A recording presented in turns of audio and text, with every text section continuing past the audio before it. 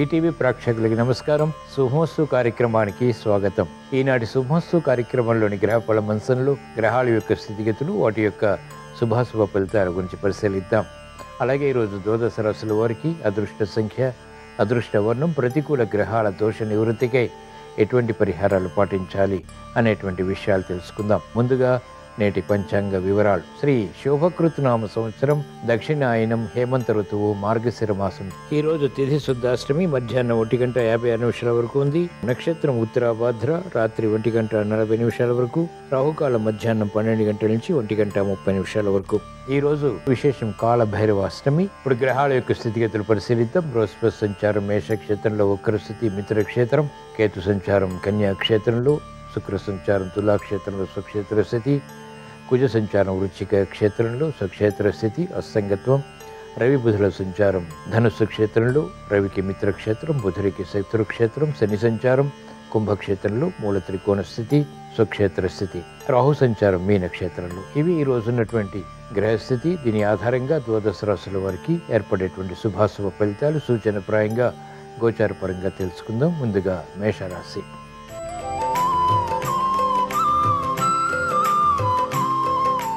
ఈరోజు మేషరాశి వారి ఫలితాన్ని పరిశీలించినట్లయితే తెలివైనటువంటి నిర్ణయాల ద్వారా సమస్యలను అధిగమించగలుగుతారు, యుక్తితో వ్యవహరించగలుగుతారు. అవకాశాలు సద్వినియోగపరుచుకునేటువంటి కార్యక్రమ నిర్వహణ కలిసి వస్తుంది. ఆరోగ్య రక్షణ చేకూరుతుంది. ప్రతిబంధకాలు ఒక్కొక్కటిగా పరిష్కరించుకుని విజయ స్ఫూర్తితో కార్యక్రమాలు చేపట్టగలుగుతారు. బాధ్యతలు పెరిగినప్పటికీ సక్రమ నిర్వహణ ద్వారా ఆశించినటువంటి ప్రయోజనాలు దగ్గరవుతాయి. మహిళలకు అత్యంత అనుకూల కాలం. ఆశించినటువంటి కార్యక్రమ నిర్వహణ ఆశించినటువంటి విధంగా పూర్తి చేయగలుగుతారు. విద్యార్థులకి సూక్ష్మత పెరుగుతుంది. అవకాశాలు విద్యాపరంగా సద్వినియోగపరచుకోగలుగుతారు. అభివృద్ధి వ్యాపార రంగం వరకు కొనసాగుతుంది. సంశయాలు వీడిపోతాయి. సందేహాలు నివృత్తి కాబడి విజయాలు ఆర్థికంగా పొందగలుగుతారు. భాగస్వాములతో కూడిన ఒప్పందాలు లభిస్తాయి. క్రమశిక్షణతో, నేర్పరితనంతో క్రీడారంగం వారికి విజయాలు సిద్ధిస్తాయి.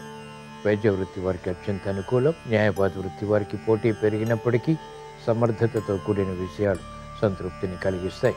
ఈరోజు మేషరాశి వారు ప్రతిబంధకాలు దూరం చేసుకుని అనుకూలంగా మరల్చుకుని మంచి విజయాలు సాధించడానికి శ్రీ మహావిష్ణువుని దర్శించడం, స్మరించడం, పూజించడం శ్రేయస్కరం. విష్ణు సహస్రనామ పఠనం, శ్రవణం మేలును కలిగిస్తుంది, ప్రతిబంధకాలను దూరం చేస్తుంది.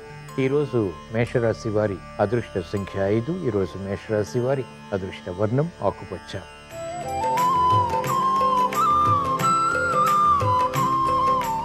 ఈరోజు వృషభ రాశి వారి ఫలితాలను పరిశీలించినట్లయితే ఆర్థిక విషయాలు కలిసి వస్తాయి. సంబంధ బాంధవ్యాల విషయంలో చిరు సమస్యలు తలెత్తుతాయి. అయినప్పటికీ సమర్థించుకుని విజయాలు పొందగలుగుతారు. మంచి అవకాశాలకై తహతహ పెరుగుతుంది. గతంలో కన్నా మెరుగైనటువంటి కార్యక్రమ నిర్వహణ సత్ఫలితాలను కలిగిస్తుంది. పునః ప్రయత్నాలు లాభిస్తాయి. బాధ్యతతో కూడినటువంటి నిర్ణయాల ద్వారా మంచి విజయాలు పొందగలుగుతారు. భాగస్వాములతో మైత్రి వ్యాపార రంగం వారికి మొదట ప్రతికూలత, తర్వాత అనుకూలతని కలిగిస్తుంది.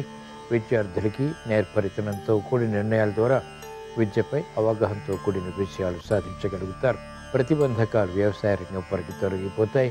వైద్య వృత్తి వారికి పోటీ పెరుగుతుంది. న్యాయవాద వృత్తి వారికి నైపుణ్యంతో కూడినటువంటి నిర్ణయాల ద్వారా వృత్తిపరమైనటువంటి విషయాల్లో ఎదుగుదల గోచరిస్తుంది. సాఫ్ట్వేర్ రంగం వారికి అనుకూలం. వ్యవసాయ రంగం వారికి ఆదాయం కలిసి వస్తుంది. ఈరోజు వృషభ రాశి వారు ప్రతిబంధకాలు దూరం చేసుకుని లేదా ఎదుర్కొని అనుకూలంగా మరల్చుకుని మంచి విజయాలు సాధించడానికి శ్రీకృష్ణ పరమాత్మని దర్శించడం, స్మరించడం, పూజించడం శ్రేయస్కరం. భగవద్గీత పఠనం, శ్రవణం మేలును కలిగిస్తుంది. ఆకస్మిక విషయాలు పొందగలుగుతారు. ఆకస్మిక ధన ప్రాప్తి లేకపోలేదు. ఈరోజు వృషభ రాశి వారి అదృష్ట సంఖ్య 2. ఈరోజు వృషభ రాశి వారి అదృష్ట వర్ణం ఎరుపు.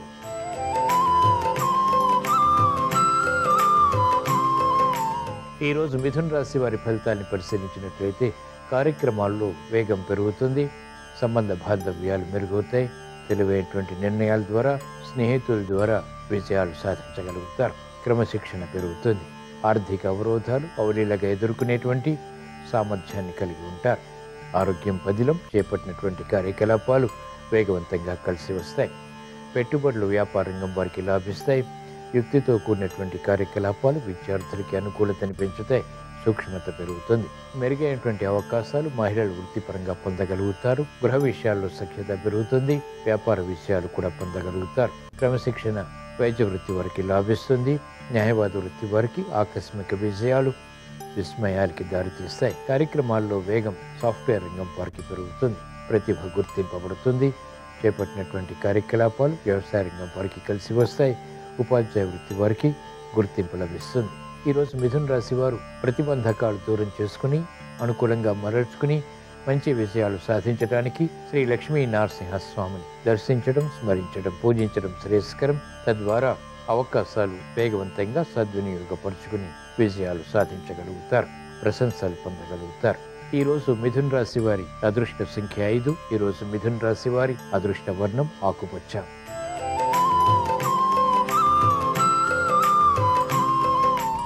ఈరోజు కర్కాటక రాశి వారి ఫలితాలను పరిశీలించినట్లయితే ప్రతి పనిని పదే పదే చేయవలసినటువంటి ఆవశ్యకత ఉంటుంది. మందత్వం పెరుగుతుంది. అవకాశాలు చివరి నిమిషంలో తారుమారేటువంటి సంఘటనలు వేధిస్తాయి. క్రమశిక్షణ తప్పనిసరి, ఏకాగ్రత తప్పనిసరి. ఆలోచన సంపత్తి పెంపొందింప చేసుకోవాల్సినటువంటి సమయం ఇది. కార్యక్రమాల్లో వేగం మహిళలకు తగ్గుతుంది. ప్రతిబంధకాలు ఎదురవుతాయి. మిత్రులు శత్రువులు అవుతారు. కార్యక్రమాల్లో భాగస్వాములతో కూడినటువంటి నిర్ణయాల్లో వ్యాపార రంగం వారికి విభేదాలు తలెత్తుతాయి. సమర్థతతో కూడినటువంటి నిర్ణయాలు సాఫ్ట్వేర్ రంగం వారు తీసుకోలేకపోతారు. వైద్య వృత్తి వారికి విఘ్నాలు చోటు చేసుకుంటే వృత్తిలో అవరోధాలు ఎదుర్కోవాల్సి వస్తుంది. న్యాయవాద వృత్తి వారికి పోటీ పెరుగుతుంది. పునః ప్రయత్నాలు వ్యవసాయ రంగం వారికి లాభిస్తాయి. ఉపాధ్యాయ వృత్తి వారికి సంకట పరిస్థితులు ఉంటాయి. ఈరోజు కర్కాటక రాశి వారు ప్రతిబంధకాలు ఎదుర్కొని లేదా దూరం చేసుకుని అనుకూలంగా మరల్చుకుని మంచి విజయాలు సాధించడానికి మహాకాళి అమ్మవారిని దర్శించడం, స్మరించడం, పూజించడం శ్రేయస్కరం. తద్వారా ప్రతిబంధకాలు ఒక్కొక్కటిగా దూరమై ప్రశాంతత పొందగలుగుతారు. కఠిన నిర్ణయాల ద్వారా విజయాలు ప్రాప్తిస్తాయి. ఈరోజు కర్కాటక రాశి వారి అదృష్ట సంఖ్య 1. ఈరోజు కర్కాటక రాశి వారి అదృష్ట వర్ణం పసుపు.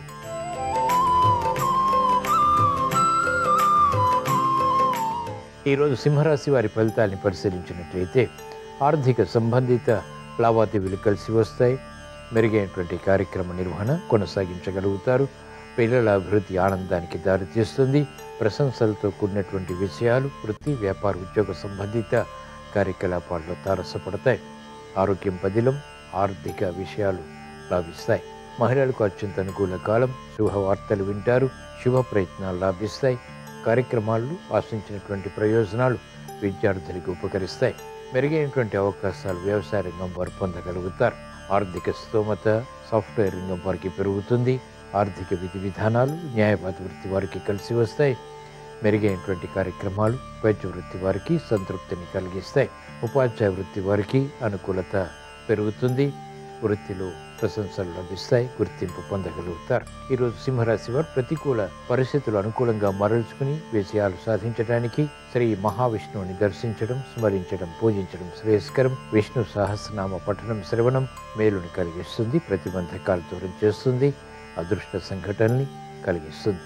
ఈరోజు సింహరాశి వారి అదృష్ట సంఖ్య 5. ఈరోజు సింహరాశి వారి అదృష్ట వర్ణం ఎరుపు.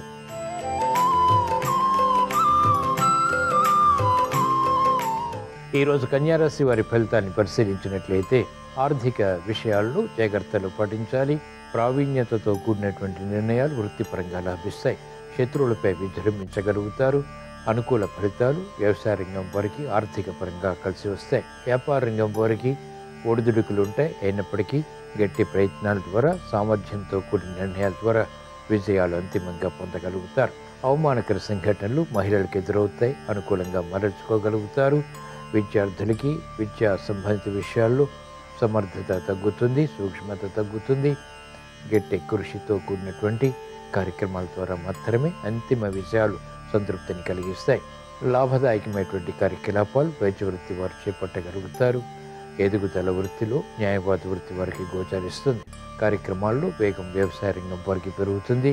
శాస్త్రజ్ఞులకి ప్రతిభ గుర్తింపబడుతుంది. ఈరోజు కన్యారాశి వారు ప్రతికూల ప్రభావాన్ని అనుకూలంగా మరల్చుకుని మంచి విజయాలు సాధించడానికి శ్రీ అనంత పద్మనాభ స్వామిని దర్శించడం, స్మరించడం, పూజించడం శ్రేయస్కరం. తద్వారా ప్రతికూల ప్రభావం తగ్గుతుంది.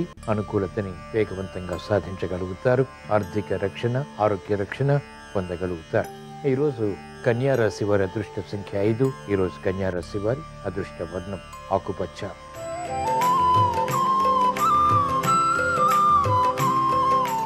ఈరోజు తులారాశి వారి ఫలితాన్ని పరిశీలించినట్లయితే సంబంధ బాంధవ్యాలు మెరుగవుతాయి. అనుకూల పరిస్థితులు ఆర్థికంగా ఆనందానికి దారితీస్తాయి. మిత్రుల ద్వారా లబ్ధి చేకూరుతుంది. శత్రువులపై విజృంభించగలుగుతారు. కాలయాపన ద్వారా ఏర్పడినటువంటి సమస్యలు వేగవంతంగా పరిష్కరించుకోగలుగుతారు. బాధ్యతలు గుర్తెరిగి కార్యక్రమాలు చేపట్టి విజయాలు పొందగలుగుతారు. వేగవంతమైనటువంటి కార్యాచరణ మహిళలకు ఉపకరిస్తుంది. యుక్తితో వ్యవహరించగలుగుతారు. కఠిన సమస్యలు వేగవంతంగా పరిష్కరించుకునేటువంటి దిశగా చేసేటువంటి ప్రయత్నాలు లాభిస్తాయి. కార్యక్రమాల్లో ఆశించినటువంటి ప్రయోజనాలు సాఫ్ట్వేర్ రంగం వారు పొందగలుగుతారు. వైద్య వృత్తి వారికి అనుకూలం. న్యాయవాద వృత్తి వారికి ప్రోత్సాహం కొనసాగుతుంది. ఉపాధ్యాయ వృత్తి వారికి నేర్పరితనం, నైపుణ్యం వంటివి పెరుగుతాయి. క్రీడారంగం వారికి విజయాలు తథ్యం. వ్యవసాయ రంగం వారికి ఆనందకర పరిస్థితులు వృత్తిలో చోటు చేసుకుంటాయి. ఈరోజు తులారాశి వారు ప్రతిబంధకాలు దూరం చేసుకుని లేదా అనుకూలంగా మరల్చుకుని మంచి విజయాలు సాధించడానికి శ్రీకృష్ణ పరమాత్మని దర్శించడం, స్మరించడం, పూజించడం శ్రేయస్కరం. భగవద్గీత పఠనం, శ్రవణం మేలును కలిగిస్తుంది. శుభ సంఘటనలు వేగవంతంగా ఆహ్వానించగలుగుతారు, ఆస్వాదించగలుగుతారు. ఈరోజు తులారాశి వారి అదృష్ట సంఖ్య 1. ఈరోజు తులారాశి వారి అదృష్ట వర్ణం ఆకుపచ్చ.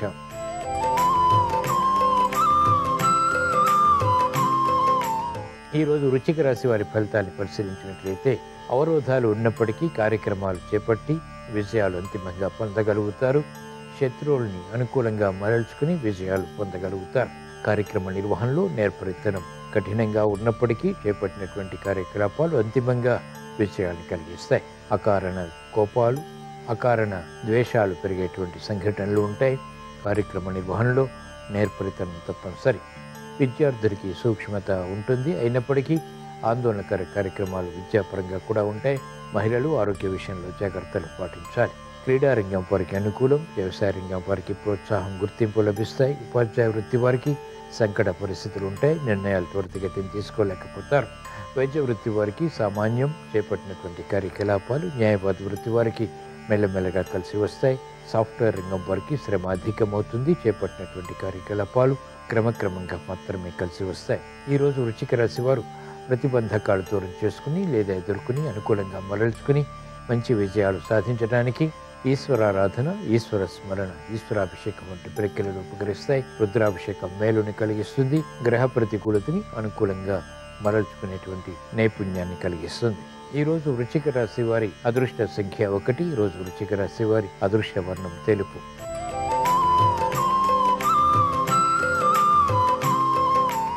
ఈరోజు ధనుసు రాశి వారి ఫలితాన్ని పరిశీలించినట్లయితే నేర్పరితనంతో, యుక్తితో కార్యక్రమాలు కొనసాగించి విజయాలు సాధించగలుగుతారు.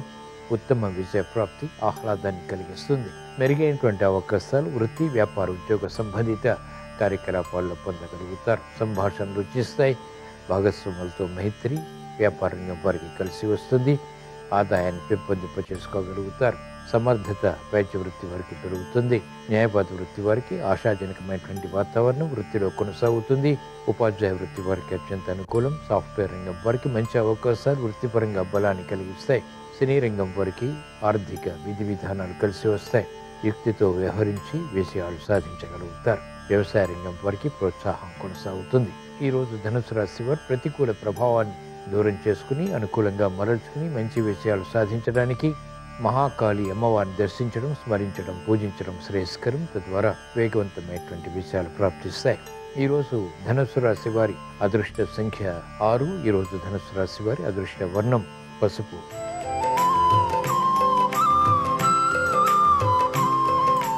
ఈరోజు మకర రాశి వారి ఫలితాన్ని పరిశీలించినట్లయితే ఆర్థిక విషయాల్లో స్తబ్దత కొనసాగుతుంది.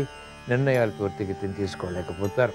తీసుకున్నటువంటి నిర్ణయాలు ఆలస్యంగా ఫలితాన్ని కలిగిస్తాయి. మెరుగైనటువంటి అవకాశాలకే తహతహ పెరుగుతుంది. మందత్వం కొనసాగుతుంది. చేపట్టినటువంటి కార్యకలాపాల్లో కాలయాపన మానసిక క్లేశాలకు దారితీస్తుంది. సంబంధ బాంధవ్యాల విషయంలో మహిళలు జాగ్రత్తలు పాటించాలి. వ్యాపార రంగం వారికి ఆర్థిక అంచనాలు తారుమారయ్యేటువంటి సంఘటనలు ఉంటాయి. నేర్పరితనం విద్యార్థులకి తగ్గుతుంది. క్రమశిక్షణ వైద్య వృత్తి వారికి తగ్గుతుంది. న్యాయవాద వృత్తి వారికి సంకట పరిస్థితులు ఉంటాయి. విరోధాలు ప్రబలమవుతాయి. కార్యక్రమాల్లో వేగం సాఫ్ట్వేర్ రంగం వారికి తగ్గుతుంది. అనిశ్చిత పరిస్థితులు వ్యవసాయ రంగం వారికి ఉన్నప్పటికీ అంతిమంగా విజయాలు చేకూరుతాయి. ఈరోజు మకర రాశి వారు ప్రతిబంధకాలు దూరం చేసుకుని అనుకూలంగా మరల్చుకుని మంచి విజయాలు సాధించడానికి కాలభైరవుణ్ణి స్మరించడం, దర్శించడం, పూజించడం శ్రేయస్కరం. తద్వారా విపత్కర పరిస్థితులు తగ్గుతాయి, శ్రమను అధిగమించగలుగుతారు, సూక్ష్మత పెరుగుతుంది, వేగవంతమైనటువంటి విజయాలు సాధ్యపడతాయి. గ్రహ ప్రతికూలతని చకచక్యంగా ఎదుర్కోగలుగుతారు. ఈరోజు మకర రాశి వారి అదృష్ట సంఖ్య 5. ఈరోజు మకర రాశి వారి అదృష్ట వర్ణం ఆకుపచ్చ.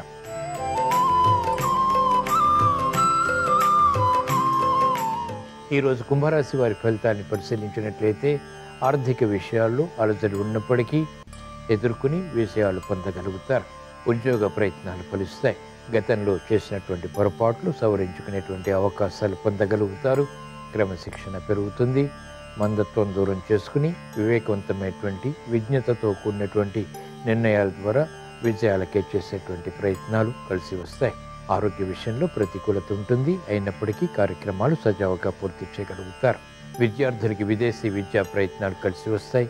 భాగస్వాములతో కూడినటువంటి నిర్ణయాలు వ్యాపార రంగం వారికి క్రమక్రమంగా బలాన్ని పెంచుతాయి. వైద్య వృత్తి వారికి ప్రతికూల ప్రభావం తగ్గుతుంది. న్యాయవాద వృత్తి వారికి సంకట పరిస్థితులు ఉన్నప్పటికీ ఎదుర్కొని అంతిమంగా విజయాలు సాధించగలుగుతారు. క్రమశిక్షణ ఉపాధ్యాయ వృత్తి వారికి తగ్గుతుంది. చేపట్టినటువంటి కార్యకలాపాలు గందరగోళాన్ని కలిగిస్తాయి. మెరుగైనటువంటి అవకాశాలు సాఫ్ట్వేర్ రంగం వారికి తగ్గుతాయి. శ్రమతో కూడిన విజయాలు అన్ని రంగాల వారికి క్రమక్రమంగా దగ్గరవుతాయి. పట్టుదల తప్పనిసరి, ఏకాగ్రత తప్పనిసరి. ఈరోజు కుంభరాశి వారు ప్రతికూల ప్రభావాన్ని దూరం చేసుకుని లేదా ఎదుర్కొని అనుకూలంగా మరల్చుకుని మంచి విజయాలు సాధించడానికి శ్రీకృష్ణ పరమాత్మని దర్శించడం, స్మరించడం, పూజించడం శ్రేయస్కరం. ఈరోజు కుంభరాశి వారి అదృష్ట సంఖ్య 3. ఈరోజు కుంభరాశి వారి అదృష్ట వర్ణం తెలుపు.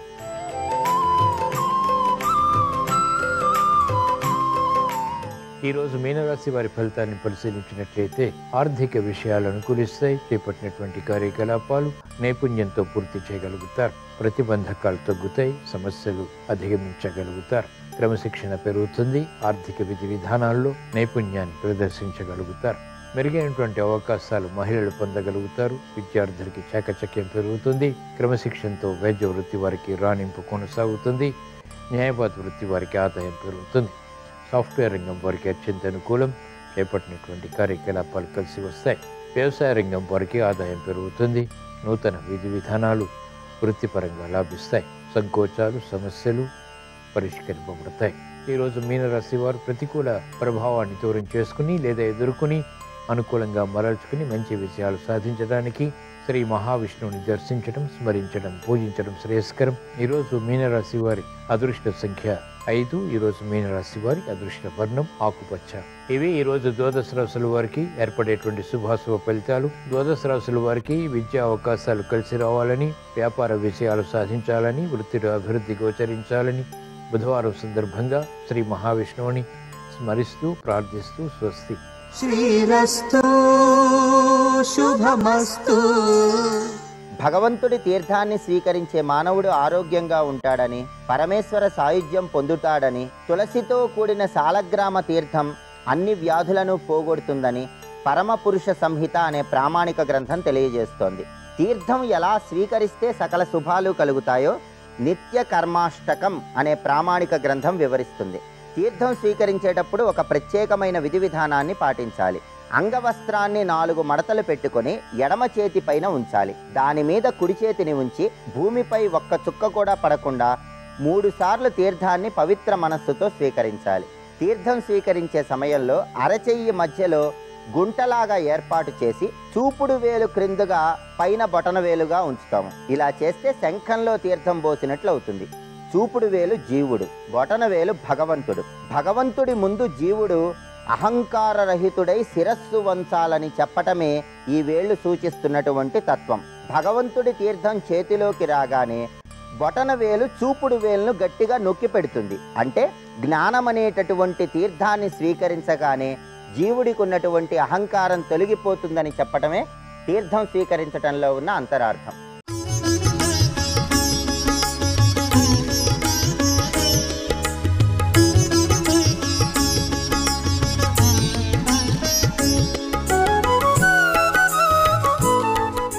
శుభమస్తు కార్యక్రమంలో గృహబలం అంశానికి స్వాగతం. ఈరోజు కాలభైరవాష్టమి. కాలభైరవుణ్ణి మనం గృహంలో ధ్యానం చేసేటప్పుడు మొట్టమొదటిసారిగా శివాభిషేకం ఆచరించాలి. శివాభిషేకం ఆచరించి చంద్రశేఖరాష్టకం చదివి కాలభైరవ సంబంధించినటువంటి శ్లోకాల్ని గనక చదువుకున్నట్లయితే కుటుంబంలో అందరికీ కూడాను సుఖ సంపదలు వస్తాయి అని చెప్పేసి శాస్త్రం. ఈ రోజున కాలభైరవ ఆలయాన్ని దర్శించి అక్కడ ప్రత్యేక పూజలు కూడాను నిర్వహింప చేసుకున్నట్లయితే నరదృష్టి ప్రభావం నుంచి మానవుడు బయటపడటానికి ఆస్కారం ఉంది. చెప్పకుండా వచ్చేటువంటి విపత్కరమైన పరిస్థితుల నుంచి రక్షింపబడే శక్తి ఆ యొక్క కాలభైరవునిదిగా గ్రహిద్దాం.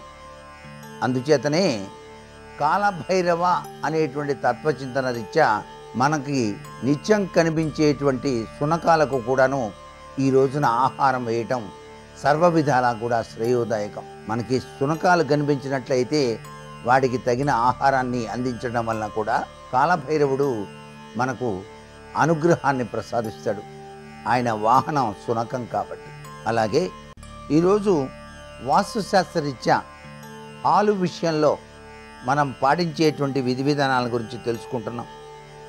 ఈ హాలు కట్టేటువంటి విధి విధానాల్లో మనకి ఎప్పుడూ కూడాను గోడలు కట్టేటప్పుడే దక్షిణ పడమర వైపు మందంగాను, మిగతావి వాటికన్నా మందం కొద్దిగా తక్కువగాను కట్టాలి అనుకున్నాం.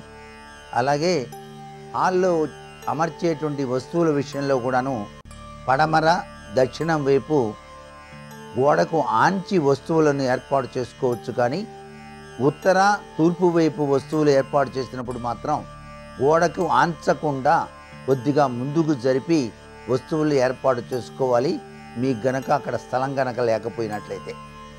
ఇకపోతే దేవుని మందిర నిర్మాణం అనేటువంటిది వంటగదిలో నిర్మించడం కన్నా ప్రత్యేకంగా స్వామివారికి వేరే మందిరం నిర్మించడం చాలా మంచిది. ఆ నిర్మాణం చేయాల్సి వచ్చినప్పుడు హాలులో కానీ ఇంటిలో తూర్పు ఉత్తరంలో గోడలకు తగలకుండా నిర్మాణం చేయటం మంచిది. అసలు నిర్మాణం చేయటం ఎందుకు? దేవుడి గుడి శుభ్రంగా దేవుడి మందిరాలు అమ్ముతూ ఉంటారు కదండి. చక్కగా ఆ మందిరం తీసుకొచ్చి మీరు అమర్చుకుంటే సరిపోతుంది.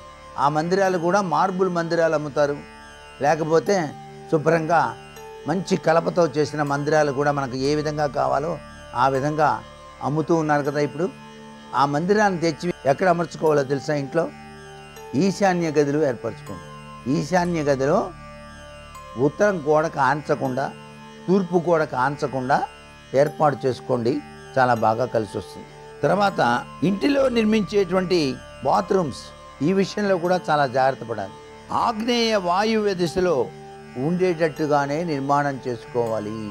బాత్రూమ్స్ కానివ్వండి, టాయిలెట్స్ కానివ్వండి, ఈ రెండు కూడా ఇంట్లో ఆగ్నేయ వాయువ్య దిశల్లో ఉండేటట్టుగా ఏర్పాటు చేసుకోవాలి.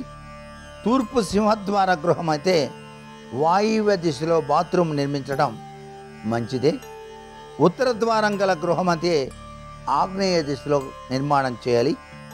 దక్షిణ సింహద్వారం గల గృహం అయితే ఉత్తర వాయువ్యలోను, పడమర ద్వారం గల గృహం అయితే తూర్పు ఆగ్నేయ దిశలో కానీ ఉండటం మంచిదిగా గుర్తెరగండి.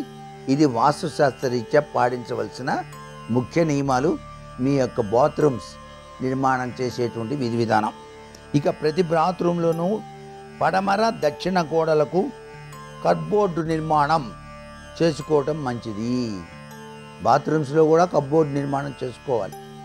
తూర్పు ఉత్తరాలైతే గోడకు బయటకు రాని విధంగా అంతర్గతంగా కప్బోర్డులు నిర్మాణం చేసుకోవచ్చు.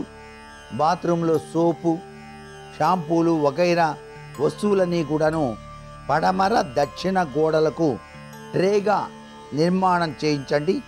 వాటర్ హీటర్ను ఆగ్నేయ దిశలో ఉండేటట్టుగా నిర్మాణం చేసుకోవాలి.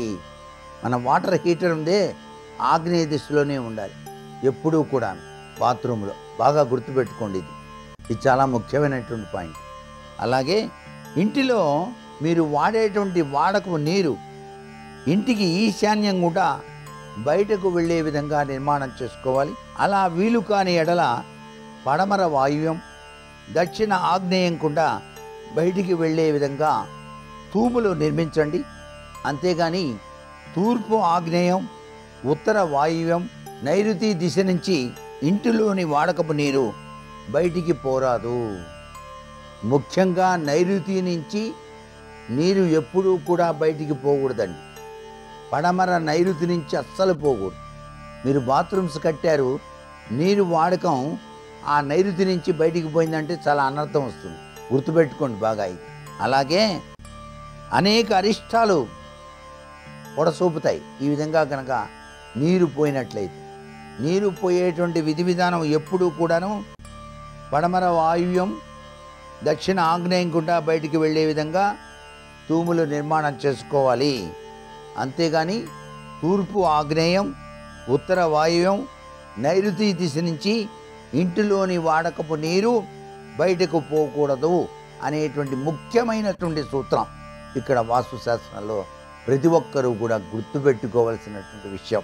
అలాగే ఇంటి నిర్మాణం చేసేటప్పుడు గదుల్లో వెంటిలేషన్ నిర్మాణం సరిగా ఉండేటట్టుగా చూసుకోవాలి. వెంటిలేషన్ అట్లా సరిగా లేకపోయినట్లయితే మనం మాట్లాడినటువంటి మాటలు రీసౌండ్ ఇస్తాయి. కాబట్టి రీసౌండ్ వచ్చింది అంటే వెంటిలేషన్ నిర్మాణం సరిగా లేదు ఇంట్లో అని అర్థం. మనం మాట్లాడిన మాటలు ప్రతిధ్వని వస్తాయన్నమాట. దానివలన కలహాలు ఎక్కువ అవుతాయి.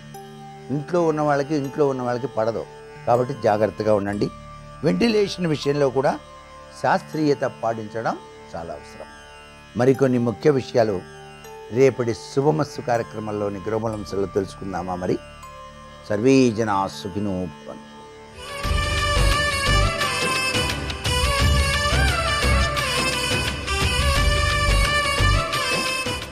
శుభోదయం. శుభమస్తు కార్యక్రమంలో ఆనందయోగం అనే అంశానికి స్వాగతం. ఆనంద సిద్ధి, ఆనంద యోగం, ఆనంద సాగరం, ఆనందం. అసలు ఈ ఆనందం పొందడం ఎలా? ఈ ఆనందం పొందడానికి సనాతన ధర్మం ఒక చక్కటి మార్గాన్ని మన ముందు ఉంచింది. ఆ మార్గం ఏమిటి అంటే అన్ని ప్రాణులలో పరమాత్మను దర్శించడం. సమస్త జీవకోటి ఈ భూమండలం పైన సమానమైన హక్కుతో బ్రతికేటటువంటి అధికారాన్ని కలిగి ఉన్నాయి. కదిలేవి, కదలనివి ప్రతి ప్రాణికి కూడా ఈ భూమిపైన సమానమైన హక్కుతో బ్రతికేటటువంటి, జీవించేటటువంటి అధికారంతో ఉండేటటువంటి అవకాశాలని మనం కూడా కల్పించాలి. మానవులమైన మనం వివేకంతో ఉండేవారం కదా. కనుక దేవతలకు సంబంధించి అనేక వాహనాలలో పశుపక్ష్యాదులను, జీవకోటిని దర్శించమని సంప్రదాయం వివరించింది. వాటిలో కాలభైరవుడు ఒక దైవ స్వరూపం. శంకర భగవత్పాదుల వారు కాలి నడకన ఆసేతు సీతాచలం నడిచేటటువంటి సందర్భంలో కాశీ నగరానికి వెళ్ళి ఆ క్షేత్రంలో వెలిసిన స్థాన దైవం కాలభైరవుడిని దర్శించుకొని అద్భుతంగా స్తోత్రం చేశారు. దేవరాజ సేవ్యమాన పావనాంఘ్రి పంకజం వ్యాళయజ్ఞ సూత్రమిందు శేఖరం కృపాకరం నారదాది యోగి బృంద వందితం దిగంబరం కాశికాపురాధినాథ కాలభైరవం భజే. అష్టమి కాలభైరవాష్టమి అన్న పేరిట ప్రసిద్ధం. ఈనాటి విశేషం అదే. మార్గశిర మాసం శుక్లపక్షంలో అష్టమి తిథికి కాలభైరవాష్టమి అనే పేరు ఉంది. ఈరోజు ఏం చేస్తే, ఏ విధమైన పరిహారాలు పాటిస్తే రోజంతా కూడా ఆనందంగా ఉండగలుగుతాం. అలాగే ఈ సంవత్సరం అంతా కూడా మనకు అనేక విధంగా భగవంతుడు అనుకూలంగా ఉండే విధంగా, అవకాశాలు పెంచే విధంగా, పుణ్యబలం పెంచుకునేటటువంటి పనులు ఈరోజు ఏం చెయ్యాలి? శునకములకు, జాగిలములకు సాయంత్రంలోగా రొట్టెలను ఆహారంగా అందించాలి. మోడర్న్ బ్రెడ్ అన్న రూపంలో లభించేటటువంటి రొట్టె ముక్కలను అందించినా, బిస్కెట్లను అందించినా కూడా అవి ఆనందిస్తాయి. సమస్త జీవకోటిలో వాటికి కూడా ఒక ప్రాతినిధ్యం ఉంది. ప్రతిరోజు కూడా భోజనం చేసే సమయంలో, భోజనం చేయకంటే పూర్వమే సనాతన వైదిక సంప్రదాయం అన్న సూక్తం అనేటటువంటి మంత్రాన్ని చదువుతూ స్వీకరించే ఆ ఆహారాన్ని 4 విభాగాలుగా విభజించి, ఒక విభాగం అగ్నిహోత్రపరంగా, ఒక విభాగం కుటుంబపరంగా, ఒక విభాగం అతిథులకు అభ్యాగతులకు అనేటట్లుగా 4వ విభాగం మనం స్వీకరించాలి అనేటటువంటి ధర్మబోధ చేసేటటువంటి విధానంలో ఈ ప్రక్రియకు వైశ్వదేవం అని పేరు. ఈ అతిథులకు అభ్యాగతులకు చెందినటువంటి ఆ భాగంలో ఒకానొక భాగమే 28వ పిడచ ముద్దలో ఉండే ఆ అన్నం మెతుకులు శ్వానమునకు సంబంధించినవి. శ్వానం హిశ్వాన శవలవు వైవస్వత కులోద్భవం. అయితే సంప్రదాయం శ్వానములకు జాగినములకు ఆహారం అందించాలని మాత్రమే చెప్పాయి, కానీ వాటిని ఇంటిలో పక్క బట్టలలో గదిలో రూములో మనతో పాటుగా ఉండే విధంగా ఏర్పాటు చేయకూడదు అంటూ నిర్దేశించాయి, హెచ్చరించాయి. జాగిలములను తాకిన ఎడల స్నానం చెయ్యాలి. రోగకారకమైనటువంటి ఇబ్బందులు మనం పొందే అవకాశాలు ఉంటాయి. కనుక సంప్రదాయంలో ఈ అష్టమికి ఏమిటి ప్రత్యేకత? కాలభైరవుడు ఎవడు? రుణభైరవ, చండ భైరవ, క్రోధ భైరవ, ఉన్మత్త భైరవ, కపాల భైరవ, సంహార భైరవ, భీషణ భైరవ, ఇలా ఉన్మత్త భైరవ 8 విధాలుగా ఈ భైరవులను సంప్రదాయం అష్టరూపాలలో అష్టభైరవులుగా సూచించింది. ఏ దేవతా ప్రతిష్ఠ చేసినా ఆ దేవతా ప్రతిష్ఠ సందర్భంగా యంత్ర నిర్మాణం చేసే క్రమంలో షట్పంచాశత్ దేవతలు 64 దేవతలను ఆహ్వానించాలి అంటూ మంత్రశాస్త్రం చెప్తూ ఉండగా, అందులో 6వ ఆవరణలో ఉండేటటువంటి వారు అష్టభైరవులు. ఈ అష్టభైరవులకు ప్రతీకగానే ఏ ఆలయానికి వెళ్ళినా ఆలయం బహిర్భాగంలో గర్భాలయానికి వెనకాతల 8 దిక్కుల 8 గుండ్రంగా ఉండేటటువంటి బలి పేరుతో చెప్పేటటువంటి శిలలను నిర్మాణం చేసి ఉంటారు అర్చకులు. ఆ 8 దిక్కులా ఉండేటటువంటి ఆ బలిశిలలపై ప్రతిరోజు ఉదయం సాయంత్రం కనీసంలో ఉదయం అయినా ఒక పిడచ అన్నం అలా పెట్టి నీళ్లు తిప్పి నమస్కరిస్తుంటారు. అవి 8 భైరవ స్వరూపాలకు ప్రతీక, దిగ్నమస్కారాలకు ప్రతీక. ఇలా మనం ప్రకృతిలో పర్యావరణంలో సమస్త జీవులకు సమానమైన హక్కుతో ప్రాతినిధ్యంతో జీవించేటటువంటి అధికారం ఉన్నది అని చెప్పే విధంగా గణపతికి మూషికం, కుమారస్వామికి నెమలి, శివుడికి వృషభం, అమ్మవారికి పెద్ద పులి, కుబేరుడికి నరవాహనమే, అగ్నిహోత్రుడికి మేకవాహనం, ఇంద్రుడికి ఐరావతం వాహనం, యముడికి వృషభం వాహనం, మహిషం వాహనం. ఇలా చూస్తే సమస్త దేవతలకు వరుణుడికి మొసలి వాహనం, అందరికీ ఏదో ఒక వాహనం, మన్మధుడికి చిలక వాహనం. ఇందులో అంతరార్థం ఏమిటి అంటే ఆయా జీవకోటిని జంతుజాలాన్ని మనం గౌరవించాలి, ఆదరించాలి, వాటి ఉనికిని కాపాడే ప్రయత్నం చేయాలి. అందులో శ్వానములు సంప్రదాయం ఈ శ్వానమును ఎలా పిలిచింది అంటే గ్రామసింహం అన్న పేరిట కూడా పిలిచింది. అది సింహమే, గ్రామసింహం. విశ్వాసం కలది. ఇంటిలో కాదు, గ్రామంలో కాదు, దేశంలో కాదు, ఏ రకమైన పొరపాటు జరిగినా గ్రహించేటటువంటి స్వభావం కలది.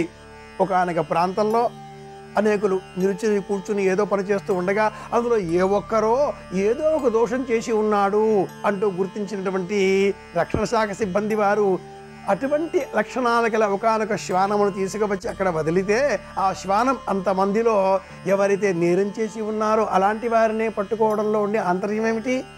మనకంటే కూడా మించిన విశేషమైనటువంటి నాసికా రంధ్రాలకు సంబంధించిన ఆ వాసన పసిగట్టే గుణం ఈ జాగిలములకు ఉన్నది. జాగిలములకు రంగులు కనిపించవు, నలుపు తెలుపు మాత్రమే కనిపిస్తాయి. కనుక దట్టంగా ఉండేటటువంటి చిక్కటిగా ముదురుగా ఉండేటటువంటి దుస్తులు ధరించిన వారిని చూడగానే ఆ జాగిలం ఉలిక్కి పడుతుంది. మనలో కూడా ఆ వ్యవస్థ ఉంది. మనలో కూడా కొత్త పదార్థాలు, కొత్త విషయాలు, కొత్త సందర్భాలు, కొత్త సన్నివేశాలు, కొత్త వ్యక్తులు, కొత్త విశేషాలు ఆ సమయంలో మనం ఒక్కసారిగా చెవులు నిక్కబడుచుకుని ఏమిటి అంటూ జాగ్రత్త పడే ప్రయత్నం చేస్తాం. తెలుసుకోవడంలో కాస్త ఎక్కువ ఆసక్తి చూపిస్తాం. ఇది శ్వాన స్వభావం. ఈ స్వభావం దండిగా పెంచుకునే నిమిత్తమై మనమంతా కూడా ఈ సందర్భాన్ని పురస్కరించుకుని ఈరోజు కాలభైరవాష్టమి చాలా విశేషమైనటువంటి రోజు కనుక వాటికి ప్రీతికరంగా అన్నం పెట్టకూడదు. శివానములకు అన్నం పెడితే దోషం. వాటికి సంబంధించి పిండి పదార్థాలు, ఉప్పు కారం లేనటువంటి పదార్థాలు తినే జంతుకోటికి ఏ జబ్బులు రావండి. జబ్బులన్నీ కూడా మనకే వస్తాయి. ఎందుకంటే మనం ఉప్పు కారం విశేషంగా అపేక్షగా స్వీకరిస్తున్నాం కదా. ఏ పదార్థాన్ని మనం అపేక్షగా స్వీకరిస్తామో ఆ పదార్థం కారణంగానే మనకు జబ్బులు అనారోగ్యాలు అంటుంది ఆయుర్వేదం. కనుక కాలభైరవాష్టమి పరమాద్భుతమైన ఈ సందర్భాన్ని పురస్కరించుకొని ప్రతి ఆలయంలో కూడా ఒక స్థానాధిపత్యం గల దైవం ఉంటుంది. అలాంటి ఆ స్థానాధిపత్యం గల దైవం కాశీక్షేత్రంలో వెలిసినటువంటి కాలభైరవుడు.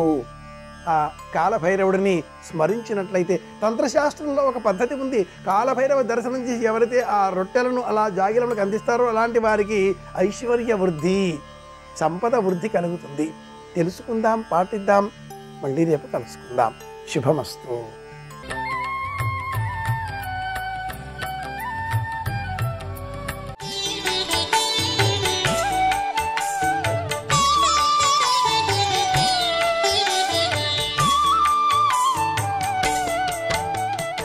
శంకరుడు ఆయనకు ఒక లక్షణం ఉంది. ఆయన ఏం చేస్తాడంటే అప్పటికి వరసకి పెద్దరికంలో ఉన్నాడు దక్ష ప్రజాపతి, కానీ నిజానికి ఆద్యంతములు లేనివాడెవరు ఈ సృష్టిలో? శంకరుడు. ఆయనకి ఆద్యా అంతమా పరమాత్మ స్వరూపం ఆయన అయినప్పుడు ఆయన లేచి నిలబడ్డారనుకోండి, నిజంగా ఆయుక్షీణం అవుతుంది దక్ష ప్రజాపతికి. ఆయన నిలబడకూడదు. కాబట్టి ఈ ధర్మసూక్ష్మం దక్ష ప్రజాపతికి తెలియనిది కాదు. కానీ ఆ ఒక్క క్షణంలో దక్ష ప్రజాపతి సభలోకి వస్తున్నప్పుడు పరమశివుడు, చతుర్ముఖ బ్రహ్మగారు తప్ప మిగిలిన వారు ఎవ్వరూ లేచి నిలబడలేదు. బ్రహ్మగారి విషయంలో సర్దుకున్నాడు. నేను ఆయన కుమారుణ్ణి, ప్రజాపతిని, కాబట్టి తండ్రి నిలబడవలసిన అవసరం ఏమిటి? ఆ తండ్రిని కన్న తండ్రి శంకరుడు. మరి ఆయన ఎందుకు లేచి నిలబడతాడు? ఈ ఇంగిత జ్ఞానం కలగలేదు. నా అల్లుడు లేచి నిలబడద్దు. కాబట్టి పితామహ భర్గులు తక్క అందరు, ఆయన సామాన్యుడు కాదురా, కాముణ్ణి కాలుణ్ణి కాల్చినవాడు అన్నది చెప్పడానికి భర్గశబ్దం వేశారు. అజ్ఞానమును ధ్వంసం చేయగలిగిన వాడు. అదే చిట్ట చివరికి జరిగింది. కాకపోతే ఓ క్షేత్రం వచ్చింది దక్షారామం. కాబట్టి ఇప్పుడు ఆయనకి ఎక్కడ లేని ఆగ్రహం వచ్చింది. భగవంతుడి విషయంలో ఉండే చమత్కారం ఏమిటంటే ఈశ్వరుణ్ణి నిందించడానికి వాక్యములు సరిపోవు. మీరు ఒకవేళ భగవంతుణ్ణి నింద చేద్దామన్నా ఆయన పట్ల నిందగా అన్వయం అవ్వదు, అది స్తోత్రముగా మారిపోతుంది తప్ప అసలు నింద భగవంతునికి అన్వయము కాదు. కానీ బుద్ధి చేత పాపాన్ని మూటగట్టుకుంటాడు అంతే. నేను ఆయన్ని నింద చేద్దామని చెప్పి నింద చేశాననుకోండి, అది ఆయన పట్ల స్తోత్రం అవుతుంది.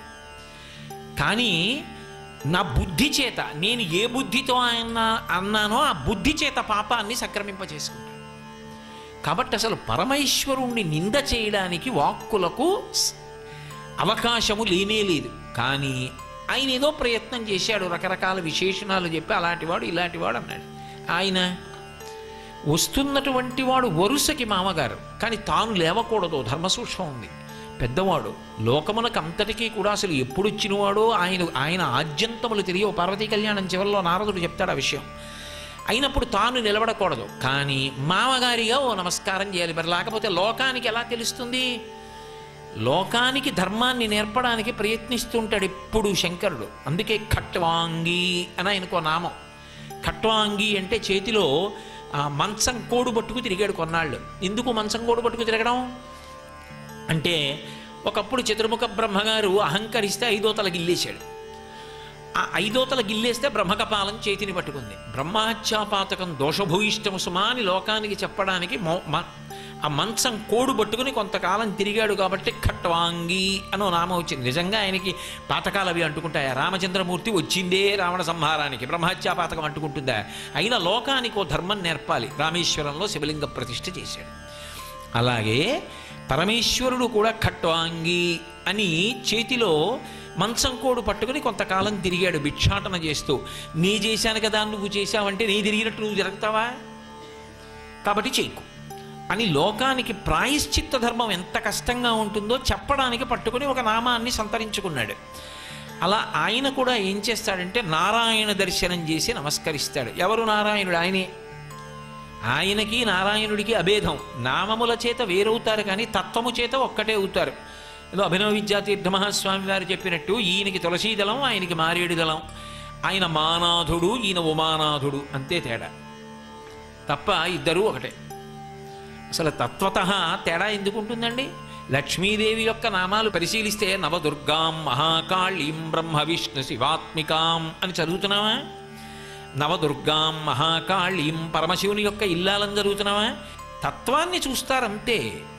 కాబట్టి తత్వతః ఉండేటటువంటిది ఒక్కటే స్వరూపం ఉంటుంది. ఆ ఒక్క స్వరూపం 3 లోకములకు 3 మూర్తులకు 3 కాలములకు మూలమగుచు భేదమగుచు తుదిక భేదమయ్యొప్పారు బ్రహ్మమనగ నీవే పాలనయన అంటారు పోతన గారు. అది ఒక్కటే స్వరూపం. కాబట్టి అటువంటి శంకరుడు అవతల వారిలోని నారాయణునకు గుప్త నమస్కారం చేస్తాడు. కాబట్టి ఆయన చేసిన తప్పేం లేదు.